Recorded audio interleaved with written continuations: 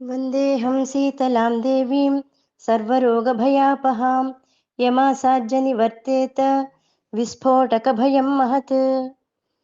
సర్వగుహ్యతమం భూయః శృణు మే పరమం వచః.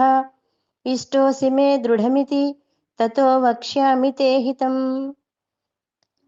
సర్వగుహ్యతమం అంటే చాలా రహస్యమైనటువంటిది. అన్నిటికంటే రహస్యము అంటే ముందర శ్లోకంలో చెప్పుకున్నాం. ఏదైతే విలువైనదో దాని రహస్యము అని అంటారు. కేవలము ఎవరికి చెప్పకూడదు అని అర్థం కాదు.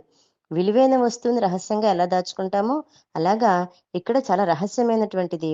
అదేంటంటే భగవద్గీత సారం. సర్వగుహ్యతమం మిక్కిలి అత్యంత పరమ రహస్యమైంది అనేటువంటి మాటతోటి శ్రీకృష్ణ పరమాత్మ తాను చెయ్యగలిగినన్ని వేయగలిగినన్ని విశేషణాలన్నింటినీ వేసి ఈ పదాన్ని ప్రయోగించాడు. బోధ యొక్క రహస్యతత్వము, దాని యొక్క పరిమాణము, ప్రభావం వీటితో తెలుస్తుంది. ఇంకా చెప్పబోయేటువంటి బోధనలో పరమ విశ్వాసాన్ని, కుతూహలాన్ని రేకెత్తిస్తూ ఉంటుంది. భూయః అని చెప్పడం వలన మళ్ళా చెప్పుతున్నాను విను. అంటే ఇక్కడ ఎన్ని ముందర నుంచి అదే మాట చెప్పుకుంటూ వస్తున్నాం. మొత్తం భగవద్గీత సారం అంతా మళ్ళీ 18వ అధ్యాయంలో చెప్పబడుతోంది. శిష్యునిపై ఉన్నటువంటి వాత్సల్యంతో గురువు అతనికి ఆ బోధని మళ్ళీ మళ్ళీ చేస్తున్నాడు. చెప్పిన దాన్నే మళ్ళా జ్ఞాపకం చేస్తున్నాడు. ముందర శ్లోకంలో ఇతితే జ్ఞానమాఖ్యాతం అని చెప్పడం వలన భగవానుడు గీతాబోధన అంతటినీ పరిసమాప్తం చేసేసినట్టు తెలుస్తోంది. అయినా అర్జునుడిపై ఉండేటువంటి శిష్య వాత్సల్యంతో మళ్ళీ ఇంకొకసారి ఉపదేశం చేయదలిచి ఈ వాక్యాలను తిరిగి చెప్తున్నాడు. పరమం పరమం వదహ అని చెప్పడం వలన ఈ చెప్పబోయే వాక్యాలు పరమోత్కృష్టములు, చాలా గొప్పవి అని తెలుస్తుంది.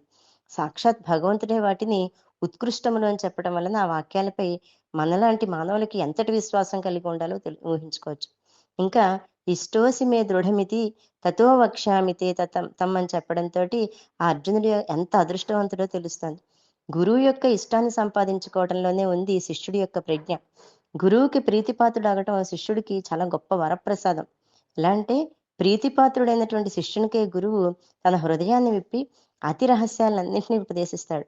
కనుక అందువల్లనే శుశ్రూషల ద్వారా పూర్వకాలం ఆశ్రమాలకు వెళ్ళి గురు శుశ్రూష చేసి విద్యాభ్యాసం చేయడానికి కారణం అదే.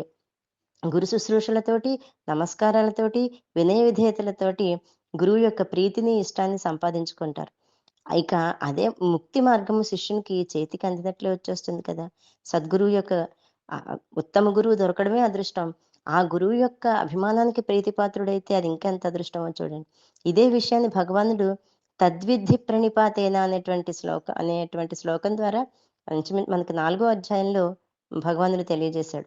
ఇక్కడ అర్జునుడు గురువైనటువంటి శ్రీకృష్ణుడికి చాలా ప్రీతిపాత్రుడయ్యాడు. ఈ సంగతిని శ్రీకృష్ణుడే ఇష్టోసి మే దృఢమితి అనే వాక్యం ద్వారా తెలుస్తుంది.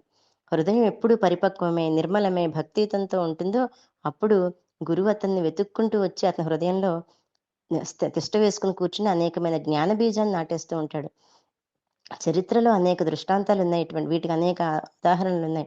ప్రస్తుత సందర్భం కూడా అర్జునుడు పరిపక్వ నిర్మల హృదయుడిగా ఉండడం వలన సాక్షాత్ భగవంతుడే అర్జునుడికి స్వయంగా హితాన్ని బోధిస్తున్నాడు. మోక్షానికి ఎవరు దారి చూపుతారు అని చింతింపవలసిన ఆలోచన లేదు. ముందరే చెప్పుకున్నాం, ఇక్కడ కేవలము అర్జునుడికి పేరు చెప్పి మనందరికీ కూడా భగవానుడు తెలియజేస్తున్నాడు. అర్జునుడు ప్రత్యక్షంగా భగవానుడిని చూశాడు, మనము ఈ గీత ద్వారా చూస్తున్నాము. సద్గురువుని భగవానుడే వాళ్ళ చింతకి పంపిస్తూ ఉంటాడు. లేకపోతే వాళ్ళనే సద్గురువుల వద్దకు చేరుస్తూ ఉంటాడు. లేక తానే వాళ్ళ హృదయంలో ఉండి సద్బోధన చేస్తూ ఉంటాడు. నువ్వు నాకు ఇప్పుడే ఇష్టడమైనందువలన నీకు హితాన్ని చెప్తున్నానని భగవానుడు అర్జునుడితో చెప్పడం వలన సర్వేశ్వరుని యొక్క, సద్గురువుల యొక్క అనుగ్రహాన్ని సంపాదించిన వాళ్ళకి వాళ్ళ ద్వారా ఆ బోధ అంతా ఎంత బోధ అందుతుందో తెలుస్తుంది. కాబట్టి శాస్త్రాల్లో అనేక చోట్ల ఈశ్వర అనుగ్రహం లేనిచో, సద్గురువుల యొక్క అనుగ్రహం లేకపోతే అద్వైత జ్ఞానం, ఆత్మసాక్షాత్కారం కలగదు అని చెప్పబడింది. కనుక ముముక్షులైనటువంటి సాధకులందరూ కూడా ఈ విషయాన్ని చాలా జాగ్రత్తతో దృష్టిలో ఉంచుకుని ఆ సర్వేశ్వరుని యొక్క, సద్గురువుల యొక్క అనుగ్రహాన్ని సంపాదించుకోవడానికి ప్రయత్నించాలి. నిజంగా ఇది అత్యంత అదృష్టమైనటువంటి అదృష్ట యోగం ఉంటేనే ఈ భగవద్గీత వినగలుగుతాం. అటువంటి గీతను విని దాన్ని ఆకళింపు చేసుకుని దాన్ని ఆచరించడం అనేది అదృష్టం. భగవానుడి యొక్క మాటలను గుర్తుంచుకుని ఈ గీతాసారాన్ని ధ్యానం చేయాలని తెలియజేస్తూ జై గురుదత్త.